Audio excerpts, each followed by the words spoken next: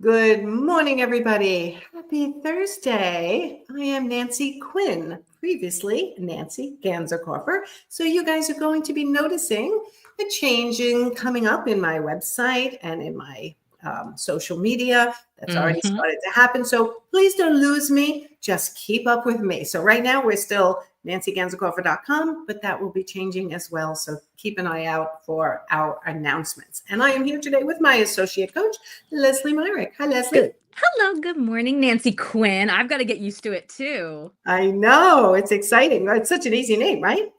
I was going to say it's a little bit easier for people to hang on to than Ganzerkoffer, but yeah, I agree. Nancy Quinn, short and sweet and cute. I like it. Exactly. All right. So we're busy sharing on Instagram, sharing on YouTube. We're on LinkedIn, and we are in my private Facebook group, which is almost 10,000 people, the Interior Design Business Forum, which is also, by the way, where you can submit questions for us to answer on these Thursday lives that we do. And here's the best part, which we've never told people before. And I told Lesley this morning that I think it's important for you guys all to know. If you submit a question through our contact form in the Interior Design Business Forum, there's a link pinned to the top of the page. We will change your name. Yes, so that we're not using real names here. Exactly. We do that on purpose because we know people don't always feel comfortable submitting a question and having it talked about in public because you're interior designers and you think your clients may find the live talking about them. So just so you know, it's always confidential. We know your real name, but we will not use it live. So don't hesitate to submit questions that you would like Lesley and I to answer on Thursdays by filling out the form in the Interior Design Business Forum, pinned to the top of the group. Okay, so Lesley, tell everyone what we're talking about today. Contracts, everyone's favorite, least favorite topic. Oh my God. I love this question from Sam. Notice the air quotes. Sam asked us, or said, it's more of a statement. I'm not sure my contract is protecting me well, and I'm afraid what will happen if a client pushes back. What clauses do I absolutely need to have in my contract? Okay, so this is a huge topic, and along with the contracts we sell come training videos with every single one of them that I filmed with the lawyer, David Adler, who created these contracts with us. Now, what you guys may not know is that Lesley and I brutally went through, mostly Lesley, I will admit, it was painful. It was painful. For 6 months. This is after COVID. We went through these contracts. We added more clauses, more protections for you and your clients, and made them in a way that is easy to use. So, and then we got them approved by David Adler, the lawyer who created the contracts with us. So we know that they are legally sound and they are really fabulous, if I do say so. Our 4 contracts, we have a bundle. But let's talk about the number one thing that has to be in the contract is the scope of the work. Some people don't give enough detail, and then they get caught with the client asking for more and more and more, and they don't have a solid scope in the contract to define what is considered scope creep. Yes, and this is especially important for those flat fee phases. Hourly, of course, you still want to define the scope in your contract, but if they add something else, it's not hard to just add more hours. If you've come up with a flat fee for your concept and detailed design, which is what we teach in the key, you've got to make sure you've got detail in there, not like living room, but what are you select? And it doesn't have to be like 2 8x10 rugs, but it can't. It doesn't have to be. The client comes back and says, "Oh, we didn't talk about adding window treatments. Can you do that?" Your contract says living room, and you didn't account for the 6 hours needed to source, to quote, to measure. So you need a design the window treatments. Yes. Right. So your scope is important in the contract, especially for flat fee phases. Yes. And what we like to do is we have seen contracts that the scope is kind of all throughout the contract where things get mentioned and they have to modify the legalese of the contract. What we've done with our contract bundles and all our contracts is the scope goes at the end. So it's can all on one page. Oh, it's a beautiful thing instead of all throughout. And that is something we changed the latest version of the contracts to make it really easy. So there's literally maybe 5 spots in the contract itself, and it's really names and dates and price. And then the scope of the project is at the end. So you can modify that accordingly for each project that you take on. So tell everyone, number 2. should be in Well, the contracts? we have a long list today. So along with scope, you want to make sure that you are talking about deliverables. What are they getting for what they've paid, and timeline. Yes, timeline. That's a big one. And I know that's scary for a lot of designers. So tell everyone how Yeah. you handle the timeline, because well, what if, and what if, and what if it doesn't go well, and what if something gets delayed and something like, how do you adhere to a timeline when there's so Yeah. many unknowns? Bingo. And that's important to mention, is that if you are doing a new build or a large remodel, you've got your pre-construction, pre-remodel phase where there are a lot of unknowns. And in my contracts, I let them know, like, this is an estimate, but it's subject to change based on site condition. Like, there's a lot of things. Concept and detailed design is really the only phase where you're in the driver's seat and you can share a more accurate timeline. So, for example, maybe concept design is 8 weeks, detailed design is typically 8 weeks. And I think it's important to have the language to protect yourself, in case, if scope changes, something changes, there's delays, there's lack of client decisions, whatever that is, that can extend the timeline. And then for the implementation, the project management phase, same thing, where you can give a rough estimate, but it has to be clear in the contract that it is only an estimate based on your experience, your knowledge, your expertise, but it's based on contractors and trades, materials, timelines. You've got to have it written, and you have to have it written in a way that protects you from the inevitable whoopses and delays and changes that do happen. You cannot write in your contract, like, this project will be done, timeline is 1 year from today. It's like, Yes. Yeah, you there's more cannot to say it than everything that. will be done by January 1st, Yeah, because guess what? This is a definitively. contract. And then if you don't honor it, they can come after you. Even if you're like, well, duh, of course it wasn't gonna be done in a year. They don't know that, and you wrote it and they signed it. So you've got to be careful with this and be really thoughtful.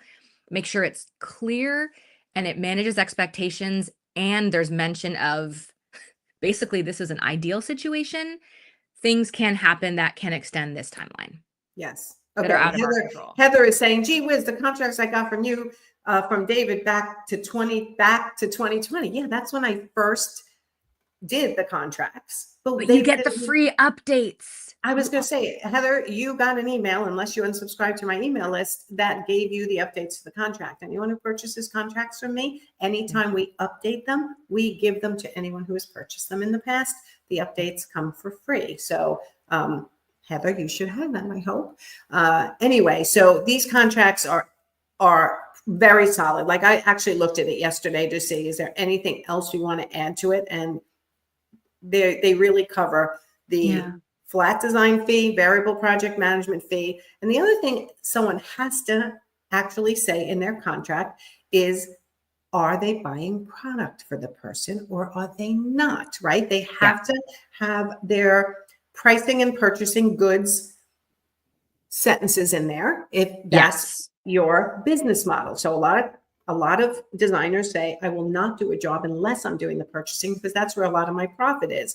Other designers will give the client the option. I'll give you links to buy it yourself, or I'll just give design suggestions and you can go buy yourself, right? So it depends on what business model you're selling, which service model you're selling, but we have a contract for all of them, but it has to be clear what your role is when it comes to purchasing. So if you're acting as retailer, it needs to say that I will be purchasing on your behalf. Okay. And the last thing is project termination clauses are really important.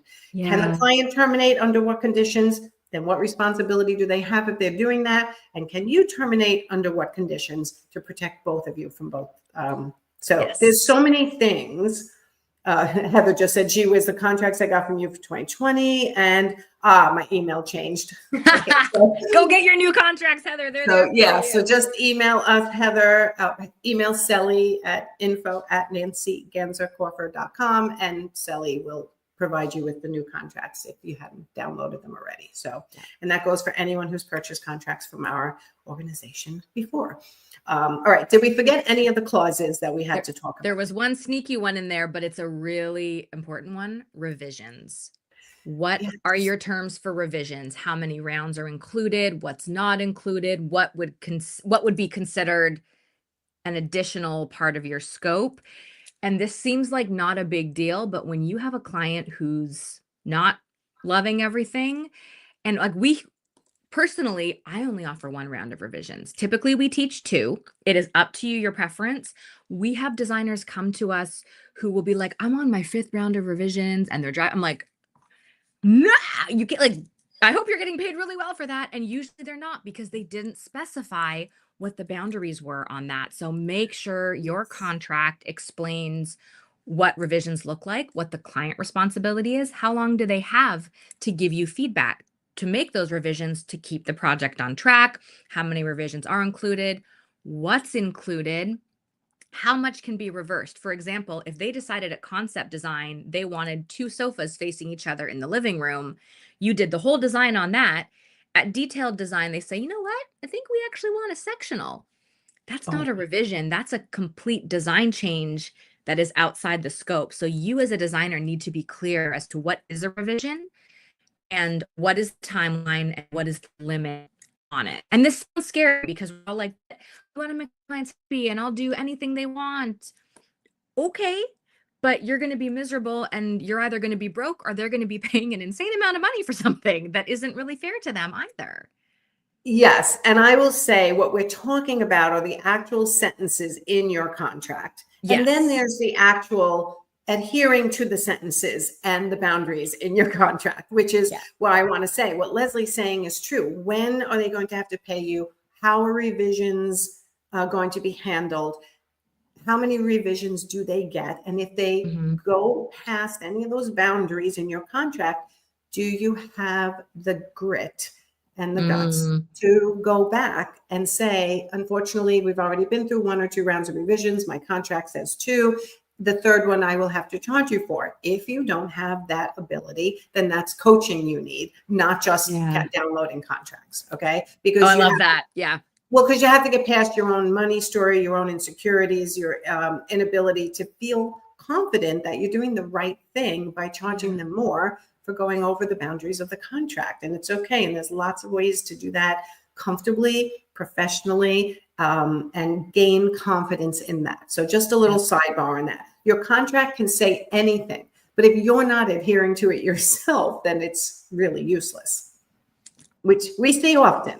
I mean, that's really the heart of this is like, of course you want your contract to protect you well and, want to be prepared if a client pushes back, but you also have to be the one leading the project, enforcing it's not just about waiting for the client to fight you on something. It's you paying attention and being the boss and going to the client when there is a potential issue. And it doesn't happen often. It doesn't happen often, but it happens. It happens. You It got to be happens. prepared for that. Yeah. Definitely. And you got to just consider it part of the job. People are allowed to push the boundaries, and Mhm. you're the fence that keeps the boundaries in, right? That's your job. So, um, if you're using our pricing tool called the key, the contracts match the key perfectly, right? So no matter whether you're doing designer on call, full service design, renovations, or new builds, we have a contract for each of those that matches the Mhm. key. So if you purchase the key pricing tool, which will make your life super easy when you're pricing, and we give you a huge training video on how to do your pricing. Yeah. So it's really a full video, not just on how to use the key, but on how to price properly. It's like a pricing coaching masterclass that we really Thank include you. with that. Yes. And then the contracts perfectly match what we teach. If you do the contracts and you want the key, tell everybody how we give them a discount. So we have a contract templates bundle offer. So if you're like, I need these contracts, go purchase the bundle and then you can add the key to your card at checkout and you'll save $100, which is, they're both already a great value. So this is a no-brainer if you're struggling with pricing or contracts or both.